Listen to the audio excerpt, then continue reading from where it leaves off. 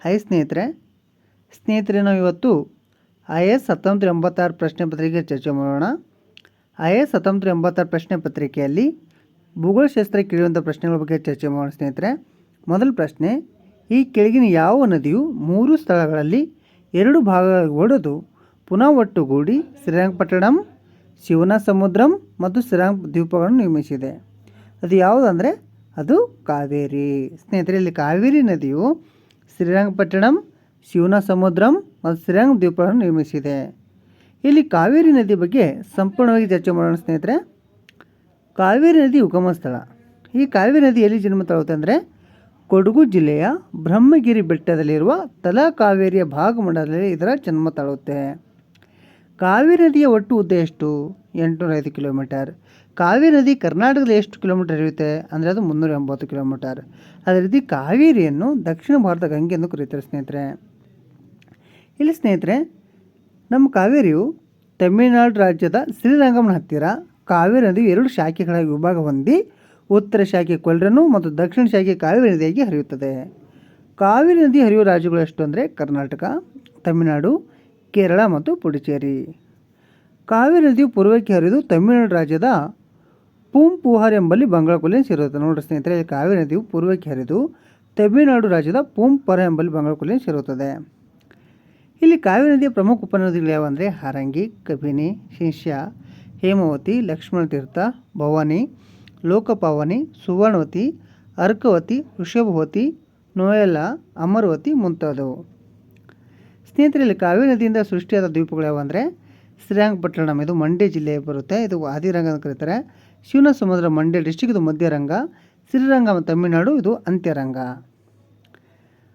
ಸ್ನೇಹಿತರಲ್ಲಿ ಕರ್ನಾಟಕದಲ್ಲಿ ಕಾವೇರಿ ನದಿಗೆ ಕಟ್ಟಿರುವ ಅಣೆಕಟ್ಟುಗಳು KRS ಅಣೆಕಟ್ಟು ಮಂಡ್ಯ, ಗೂರೂರು ಅಣೆಕಟ್ಟು ಹಾಸನ್ ಹೇಮಾವತಿ ನದಿಗೆ, ಕಬಿನಿ ಜಲಾಶಯ ಮೈಸೂರು, ಇದು HD ಕೋಟೆ, ಹಾರಂಗಿ ಜಲಾಶಯ ಎಲ್ಲಿದೆ ಅಂದರೆ ಕೊಡಗುನಲ್ಲಿ, ಮೇಕೆದಾಟು ಅಣೆಕಟ್ಟು ರಾಮನಗರ. ಸ್ನೇಹಿತರೆ, ಕನಕಪುರ ತಾಲೂಕಿನಲ್ಲಿ ಕಾವೇರಿ ಮತ್ತು ಅರ್ಕಾವತಿ ನದಿ ಕೂಡುತ್ತವೆ. ನೋಡಲಿ, ಕನಕಪುರ ತಾಲೂಕಿನಲ್ಲಿ ಕಾವೇರಿ ಮತ್ತು ಅರ್ಕಾವತಿ ನದಿ ಕೂಡುತ್ತವೆ. ಈ ಪ್ರದೇಶದಲ್ಲಿ ಮೇಕೆದಾಟು ಯೋಜನೆ ಹಾಕಿಕೊಳ್ಳಲಾಗಿದೆ.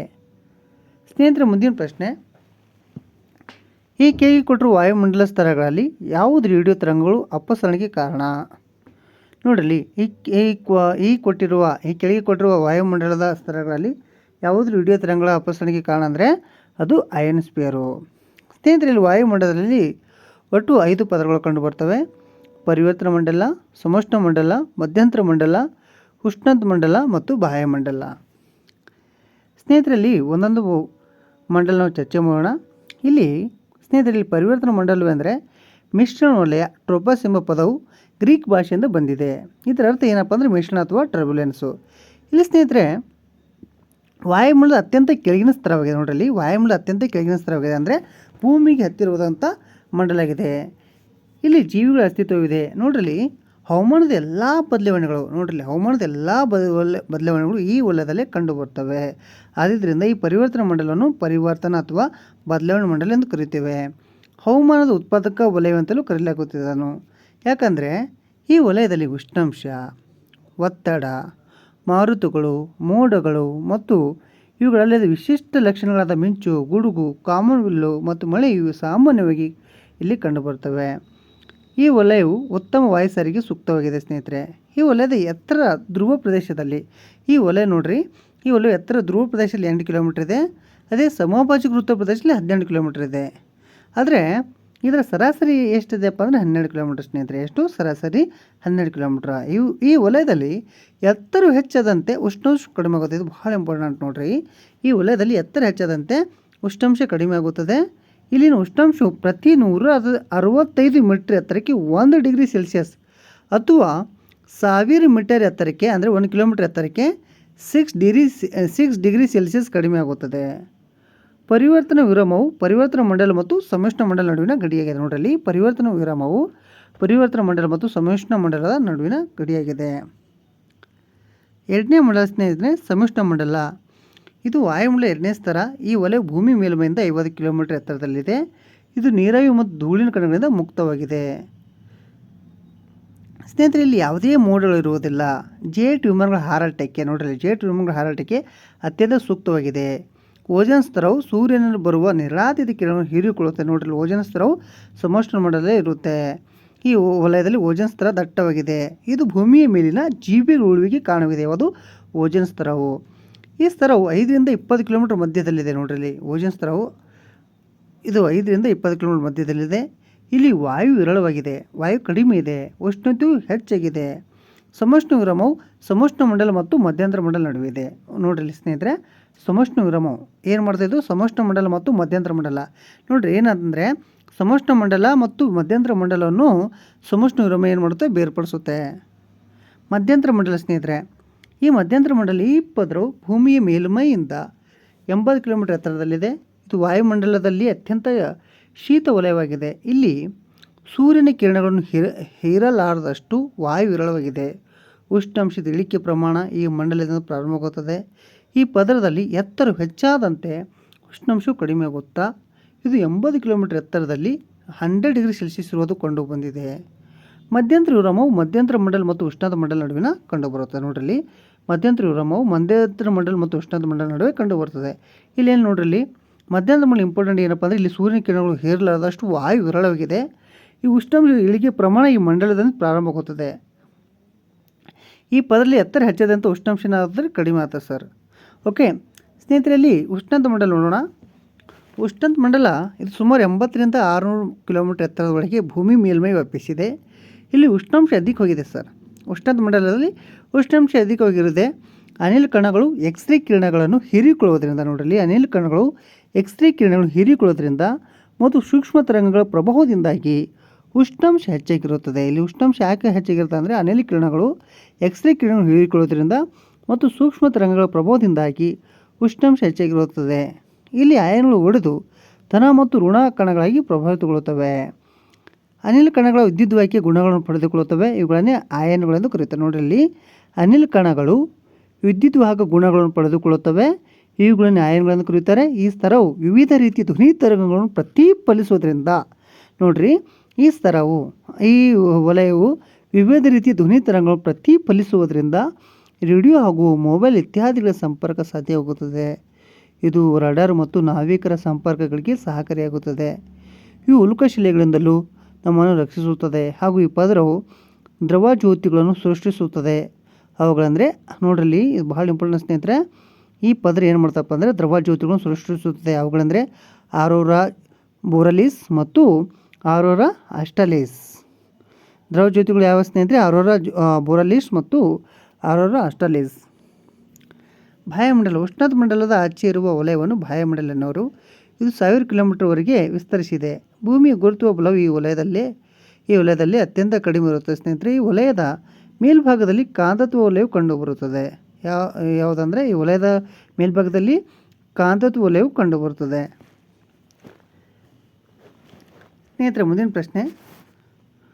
ಭಾರತದಲ್ಲಿ ಬೇಸಿಗೆ ಕಾಲದಲ್ಲಿ ಹೆಚ್ಚು ಉಷ್ಣಾಂಶ ಮತ್ತು ಕಡಿಮೆ ಒತ್ತಡದಿಂದ ಹಿಂದೂ ಮಹಾಸಾಗರದಿಂದ ಬೀಸುವ ಮಾರುತಗಳನ್ನು ಏನಂತ ಕರಿತೀವಿ ಅಂದರೆ ನೈಋತ್ಯ ಮಾನ್ಸೂನ. ಓಕೆ, ನೋಡ್ರಿ, ಭಾರತದಲ್ಲಿ ಬೇಸಿಗೆ ಕಾಲದಲ್ಲಿ ಹೆಚ್ಚು ಉಷ್ಣಾಂಶ ಮತ್ತು ಕಡಿಮೆ ಒತ್ತಡದಿಂದ ಹಿಂದೂ ಮಹಾಸಾಗರದಿಂದ ಬೀಸುವ ಮಾರುತಗಳನ್ನು ನಾವು ಏನಂತ ಕರಿತೀವಿ ಸ್ನೇಹಿತರೆ? ನೈಋತ್ಯ ಮಾನ್ಸೂನ್ ಅಂತ ಕರಿತೇವೆ. ನೋಡ್ರಿ, ನೈಋತ್ಯ ಮಾನ್ಸೂನ್ಗಳ ಕಾಲ ಯಾವುದು? ಜೂನಿಂದ ಸೆಪ್ಟೆಂಬರು. ಈ ಕಾಲವನ್ನು ನೈಋತ್ಯ ಮಾನ್ಸೂನ್ಗಳ ಮುಂದುವರಿಕೆಯ ಋತುಮಾನ ಅಥವಾ ಮಳೆಗಾಲ ಎಂದು ಕರೆಯಲಾಗಿದೆ. ಒತ್ತಡ ಮತ್ತು ಮಾರುತಗಳ ಪ್ರಭಾವದಿಂದ ಈ ಋತುಮಾನವು ಜೂನ್ ತಿಂಗಳಿಂದ ಪ್ರಾರಂಭಗೊಂಡು ಸೆಪ್ಟೆಂಬರ್ ತಿಂಗಳವರೆಗೆ ಮುಂದುವರಿಯುತ್ತವೆ. ಈ ಅವಧಿಯಲ್ಲಿ ಭಾರತವು ವಾರ್ಷಿಕವಾಗಿ 75% ಹೆಚ್ಚು ಮಳೆಯನ್ನು ಪಡೆಯುತ್ತದೆ. ಹಾಗೂ ದೇಶದ ಒಟ್ಟು ಭಾಗದಲ್ಲಿ 90% ಪ್ರದೇಶವು ಮಳೆಯನ್ನು ಪಡೆದು ಮುಂಗಾರು ಬೆಳೆಗಳ ಋತುಮಾನವಾಗಿ ಮಾರ್ಪಾಡಾಗುತ್ತದೆ.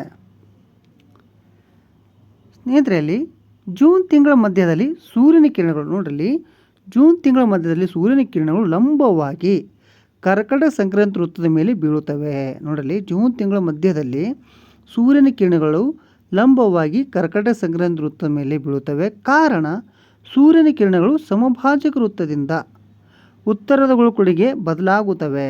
ಇದು ಕ್ವಶನ್ ಆಗಿದೆ ಸ್ನೇಹಿತರೆ, ಮೊನ್ನೆ WRGನಲ್ಲಿ ಬೀಳುತ್ತವೆ. ಕಾರಣ, ಸೂರ್ಯನ ಕಿರಣಗಳು ಸಮಭಾಜಕ ವೃತ್ತದಿಂದ ಉತ್ತರದ ಗೋಳದ ಕಡೆಗೆ ಬದಲಾಗುತ್ತವೆ. ಆದ್ದರಿಂದ ಉಷ್ಣಾಂಶವು ದಕ್ಷಿಣದಿಂದ ಉತ್ತರಕ್ಕೆ ಹೆಚ್ಚಳವಾಗುತ್ತದೆ. ಹಿಂದೂ ಮಹಾಸಾಗರ, ಅರಬ್ಬಿ ಸಮುದ್ರ ಮತ್ತು ಬಂಗಾಳ ಕೊಲ್ಲಿ ಜಲಭಾಗಕ್ಕಿಂತ ಭೂಭಾಗದ ಮೇಲೆ ಹೆಚ್ಚು ಉಷ್ಣಾಂಶ ಭೂಭಾಗವು ಕಡಿಮೆ ಒತ್ತಡ ಪ್ರದೇಶವಾಗಿ ನಿರ್ಮಾಣವಾಗುತ್ತದೆ. ಇದರಿಂದ ಜಲಭಾಗವು ಹೆಚ್ಚು ಒತ್ತಡ ಪ್ರದೇಶವಾಗುತ್ತದೆ. ನೋಡ್ರಲ್ಲಿ, ಇದರಿಂದ ಜಲಭಾಗ ಏನಾಗುತ್ತೆ, ಒತ್ತಡ ಪ್ರದೇಶ ಹೆಚ್ಚು ಒತ್ತಡ ಪ್ರದೇಶ ಆಗುತ್ತದೆ. ವಾಯುವಿನ ಒತ್ತಡದಿಂದ ಜಲಭಾಗದ ಕಡೆಯಿಂದ ಭೂಭಾಗದ ಕಡೆಗೆ, ನೋಡ್ರಲ್ಲಿ, ಜಲಭಾಗದ ಕಡೆಯಿಂದ ಭೂಭಾಗದ ಕಡೆಗೆ ಮಾನ್ಸೂನ್ ಮಾರುತಗಳು ಹಿಂದೂ ಮಹಾಸಾಗರದಿಂದ ಬೀಸಿದಾಗ ಅವುಗಳು ಭಾರತ ನೈಋತ್ಯ ಮಾನ್ಸೂನ್ ಮಾರುತಗಳಿಗೆ ಚಲಿಸುತ್ತವೆ.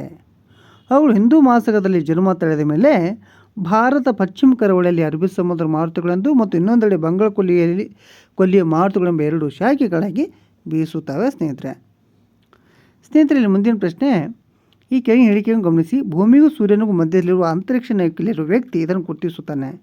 ಯಾವುದಂದರೆ, ಆಕಾಶದ್ದು ಅವನಿಗೆ ದಟ್ಟಾಗಿ ಪೂರ್ತಿ ಕಪ್ಪಾಗಿ ಕಾಣಿಸುತ್ತೆ. ಇನ್ನೊಂದು ನಕ್ಷತ್ರಗಳು ಮಿನುಗಲ್ಲ. ಸ್ನೇಹಿತರಲ್ಲಿ ಅವನಿಗೆ ನಕ್ಷತ್ರಗಳು ಮಿನುಗೋದ ರೀತಿ ಕಾಣಿಸಲ್ಲ. ಅಂದರೆ ಆಪ್ಷನ್ ಬಿ ಕರೆಕ್ಟ್. 1 ಮತ್ತು 2 ಸರಿ ಇವೆ. ಸ್ನೇಹಿತರೆ, ಇಲ್ಲಿ ಕೆಳಗಿನ ಜೋಡಿಗಳು ಯಾವುದು ಸರಿಯಾಗಿ ಹೊಂದಿಸಲಾಗಿದೆ. ಇಲ್ಲಿ ಇಡುಕಿ ಶಾಖೋದ್ಯುತ ಕೇಂದ್ರ, ಸಬರಗಿರಿ ಜಲವಿದ್ಯುತ್ ಯೋಜನೆ, ಘಟಪ್ರಭಾ ನೀರಾವರಿ ಯೋಜನೆ, ರಾಮಗಂಗಾ ವಿದೇಶಿ ಯೋಜನೆ. ಇಲ್ಲಿ ಇಡುಕಿ ಶಾಖೋದ್ಯುತ ಕೇಂದ್ರ ಅಲ್ಲ ಸ್ನೇಹಿತರೆ. ಇಲ್ಲಿ ಸಬರಗಿರಿ ಜಲವಿದ್ಯುತ್ ಯೋಜನೆ ಇದೆ, ಘಟಪ್ರಭಾ ನೀರಾವರಿ ಯೋಜನೆ ಇದೆ, ರಾಮಗಂಗಾ ವಿದೇಶಿ ಯೋಜನೆ ಇದೆ. ಮುಂದಿನ ಪ್ರಶ್ನೆ, ಈ ಕೆಳಕಂಡ ಪ್ರದೇಶಗಳಲ್ಲಿ ಅತಿ ಹೆಚ್ಚು ಹತ್ತಿ ಉತ್ಪಾದಿಸಲಾಗುವುದು ಎಲ್ಲಿ? ಸ್ನೇಹಿತರಲ್ಲಿ ಸರಿಯಾದ ಉತ್ತರ ಪಶ್ಚಿಮ ಮತ್ತು ದಕ್ಷಿಣ ಭಾರತ. ನಮ್ಮ ಭಾರತದಲ್ಲಿ ಅತಿ ಹೆಚ್ಚು ಹತ್ತಿ ಬೆಳೆಯುವ ರಾಜ್ಯ ಯಾವುದಂದರೆ ಸ್ನೇಹಿತರೆ ಗುಜರಾತ. ಓಕೆ, ಹತ್ತಿ ಕಪ್ಪು ಮಳೆಯಲ್ಲಿ ಬೆಳೀತಾರೆ ಸ್ನೇಹಿತರೆ. ಮುಂದಿನ ಪ್ರಶ್ನೆ, ಮಧ್ಯಪೂರ್ವದ ಶುಷ್ಕ ಮತ್ತು ಅರೆ ಶುಷ್ಕ ರಾಷ್ಟ್ರಗಳು ಭಾರತಕ್ಕೆ ರಫ್ತು ಮಾಡುತ್ತಿರುವ ಈ ಕೆಳಗಿನ ಜೋಡಿ ವಸ್ತುಗಳು ಯಾವುವು ಅಂದರೆ ಕಚ್ಚೆ ಉಣ್ಣೆ ಮತ್ತು ರತ್ನಗಂಬಳಿ. ಈ ಕೆಳಗಿನ ನದಿಗಳನ್ನು ಗಮನಿಸಿ. ಸ್ನೇಹಿತರಲ್ಲಿ ಈ ನದಿಗಳು ನೋಡ್ರಿ, ಕಿಶನ್ ಗಂಗಾ, ವೈನಗಂಗಾ, ಪೆನುಗಂಗಾ.